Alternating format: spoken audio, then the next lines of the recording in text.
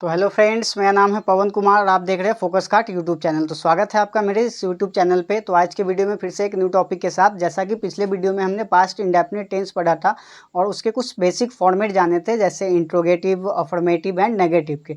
तो आज के वीडियो में उन्हीं पास्ट इंडेफिनिट टेंस को कंटिन्यू करके उसके आगे कॉन्सेप्ट को हम जानेंगे, ठीक है। तो चलिए शुरू करते हैं आज का वीडियो शुरू करने से पहले बताना चाहता हूँ कि अगर आप चैनल पर न्यू हैं तो प्लीज़ चैनल को सब्सक्राइब कीजिए, वीडियो लाइक करें, कमेंट करें एंड शेयर करें। तो जैसा कि पास्ट इंडेफिनिट टेंस के बारे में हमने जाना था कि पास्ट इंडेफिनिट टेंस होता क्या है, ये तो नॉर्मल पास्ट की इंफॉर्मेशन देते हैं, ठीक है।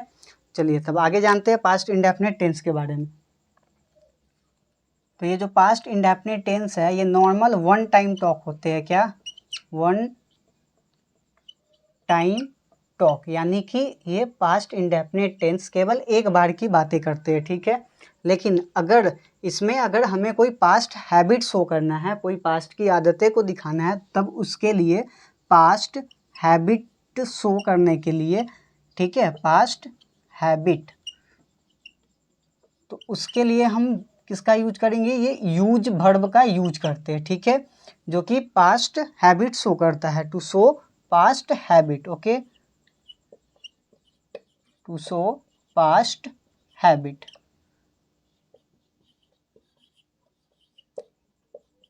ठीक है। जैसा कि हम पास्ट इंडेफिनिट टेंस के बारे में पढ़े थे, क्या कि पास्ट इंडेफिनिट टेंस केवल पास्ट की इंफॉर्मेशन देते हैं और वो वन टाइम टॉक होते हैं। लेकिन अगर हमें पास्ट इंडेफिनिट टेंस में अगर कोई पास्ट हैबिट को दिखाना है, कोई भी पास्ट एक्टिविटी को, तो उसके लिए हम यूज वर्ब का प्रयोग करेंगे to show past habit, past habit को दिखाने के लिए, ठीक है। सीखते हैं कि इस यूज वर्ब का यूज कैसे किया जाए पास्ट इंडेफिनिट टेंस में। चलिए आगे बढ़ते हैं, जानते हैं कि यूज वर्ब का यूज कैसे किया जाए पास्ट हैबिट शो करने के लिए, ठीक है। तो जैसा कि हम इसे भी एग्जाम्पल के थ्रू समझते हैं, ठीक है, इसे भी हम एग्जाम्पल के थ्रू समझते हैं। एग्जाम्पल के थ्रू लिखते हैं, example, he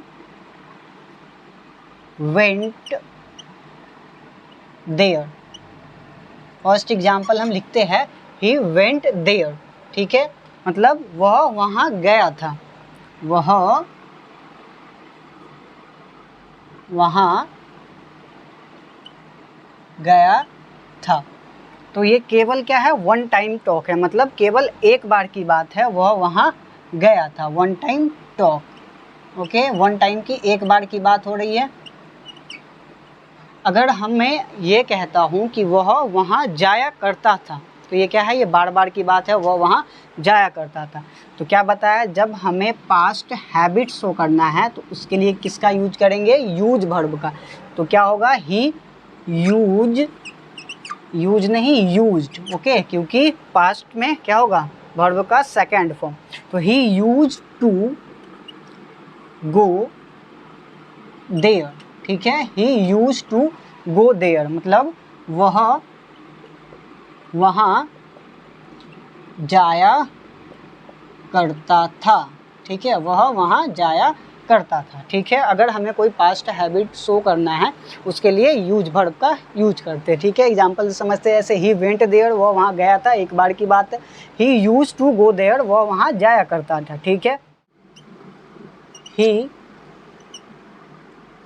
did not go there, ठीक है, मतलब वह वहाँ नहीं गया था, ठीक है, वह वहाँ नहीं गया था।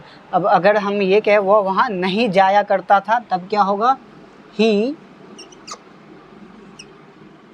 डिड नॉट यूज, या फिर used, he did not use या यूज्ड टू गो देयर। तो यहाँ पे क्या सही होगा? He did not use to go there या he did not use to go there. तो यहाँ पे सही होगा यूज। क्यों? क्योंकि मैंने पिछले वीडियो में बताया था कि डिड नॉट के बाद वर्ब की फर्स्ट फॉर्म आती है, ठीक है, क्योंकि ये ऑलरेडी पास्ट है, तब हम इसे पास्ट करने की आवश्यकता नहीं है, इसलिए यहाँ पे बनेगा he did not use to go there, मतलब वह वहाँ नहीं। आगे की एग्जाम्पल से इसे समझते हैं।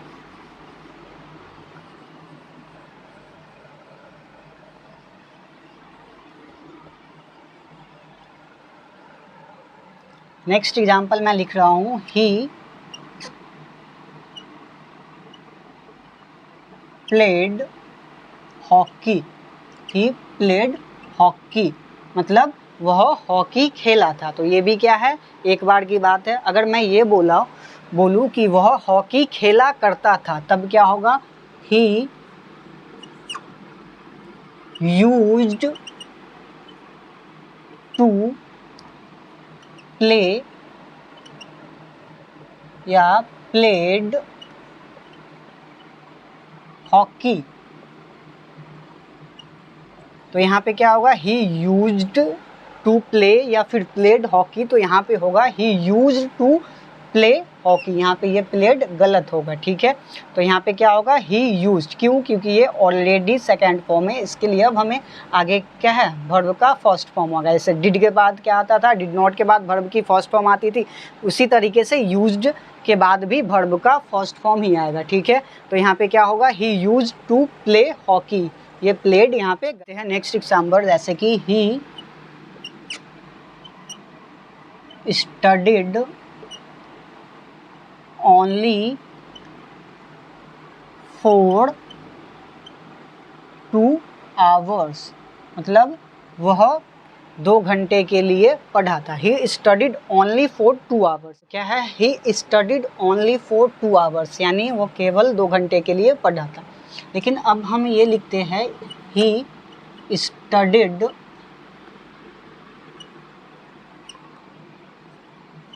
Only for 2 hours yet he always stood first in his class, ठीक है। तो पहला सेंटेंस है ही स्टडीड ओनली फॉर 2 hours, तो ये तो सही है कि वो केवल 2 घंटे के लिए पढ़ा था। लेकिन इस सेंटेंस में क्या है, ही studied only for 2 hours yet he always stood first in his class. तो क्या केवल वो 2 घंटे पढ़ने से, केवल एक बार 2 घंटे पढ़ने से क्या वो हमेशा अपने क्लास में फर्स्ट आ सकता था? नहीं। तो यहाँ पे ये क्या होगा, गलत। ये स्टडीड क्या होगा, गलत। तो अब यहाँ पे हम सही क्या करेंगे, he used to study, okay, he used to study, okay, ठीक है। He used to study only for 2 hours yet he's always stood first in his class, यानी कि वो केवल 2 घंटे के लिए पढ़ा करता था, तब वो हमेशा क्या होता था, अपने क्लास में फर्स्ट आता था। तो आइए अब हम नेक्स्ट कॉन्सेप्ट की तरफ बढ़ते हैं और नेक्स्ट कॉन्सेप्ट जानने की कोशिश करते हैं। तो नेक्स्ट कॉन्सेप्ट है हमारा, नेक्स्ट कॉन्सेप्ट है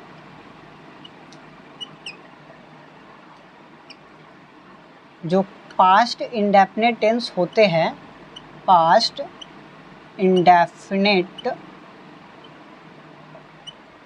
टेंस, ये क्या होते हैं, केवल ओनली इंफॉर्मेशन क्या देते हैं, पास्ट की इंफॉर्मेशन या फिर पास्ट इंफॉर्मेशन। क्या होते हैं ये, पास्ट इंफॉर्मेशन, ठीक है। तो ये जो पास्ट इंफॉर्मेशन देते हैं, जो पास्ट इंडेफिनिट टेंस जो पास्ट इंफॉर्मेशन देते हैं, तो ये पास्ट इंफॉर्मेशन हम किसके थ्रू जानते हैं, तो कुछ पास्ट वर्ड होते हैं, पास्ट वर्ड्स, या फिर उन्हें हम क्या कहते हैं, होते हैं एडवर्ब्स। पास्ट वर्ड या फिर वो एडवर्ब्स होते हैं जिनके थ्रू हम पास्ट इंडेफिनिट टेंस को पहचानते हैं। तो वो पास्ट वर्ड एडवर्ब क्या क्या होते हैं, यस्टरडे, यस्टरडे, या लास्ट ईयर, या फिर कोई भी पास्ट की डेट, पास्ट डेट या फिर पास्ट ईयर, जैसे कि 1947, 1869, ओके। इस तरीके के जो पास्ट डेट होते हैं वो yesterday, last year, past date या फिर एगो। तो इन ये सब जो एडवर्ब होते हैं, इनके थ्रू हम पास्ट इंडेफिनिट टेंस की पहचान करते हैं, ठीक। आइए इसे भी अब हम एग्जाम्पल के थ्रू समझते हैं। तो फर्स्ट एग्जाम्पल लिख रहा हूँ, फर्स्ट एग्जाम्पल, जैसे आई have eaten 2 apples, I have eaten 2 apples, यानी मैं 2 एप्पल खा चुका हूँ। तो ये कौन सा टेंस होगा? तो ये देखिए, ये हैव क्या है? वर्ब की फर्स्ट फॉर्म, जो कि क्या होगा? प्रेजेंट। क्या बताता है? प्रेजेंट। ठीक है। और ये थर्ड फॉर्म, जो कि क्या बताता है? परफेक्ट, यानी कि ये है present perfect tense. I have eaten 2 apples. ठीक है। तो प्रेजेंट परफेक्ट क्या होता है? जो पास्ट की बात होती है उसको प्रेजेंट से रिलेट करना। ठीक है। लेकिन अब मैं ये कह रहा हूँ आई एट 2 एप्पल्स। ठीक है। आई एट 2 एप्पल्स, यानी मैं 2 एप्पल खाया था। ठीक है। आई एट 2 एप्पल्स। लेकिन अगर मैं यहाँ पे ये लिखूँ आई have eaten 2 apples yesterday. I have eaten 2 apples yesterday. तो क्या ये सेंटेंस सही है? नहीं, ये सेंटेंस क्या है? गलत है, क्योंकि यहाँ पे ये पास्ट एडवर्ब है, पास्ट वर्ड है, तो ये पास्ट की डिमांड करेगा, ना कि प्रेजेंट की। तो ये क्या है? गलत। तो क्या होगा? आई एट 2 एप्पल्स यस्टरडे। ये हैव ईटन कटेगा और यहाँ पे क्या आएगा? आई एट 2 एप्पल्स यस्टरडे। ठीक है। तो चलिए आज के वीडियो में इतना ही रखते हैं, आगे की टॉपिक हम नेक्स्ट वीडियो में जानेंगे। उम्मीद करता हूँ कि वीडियो आपको पसंद आया होगा। अगर वीडियो पसंद आया होगा तो प्लीज़ वीडियो को लाइक करें, कमेंट करें एंड शेयर करें और चैनल को सब्सक्राइब जरूर करें।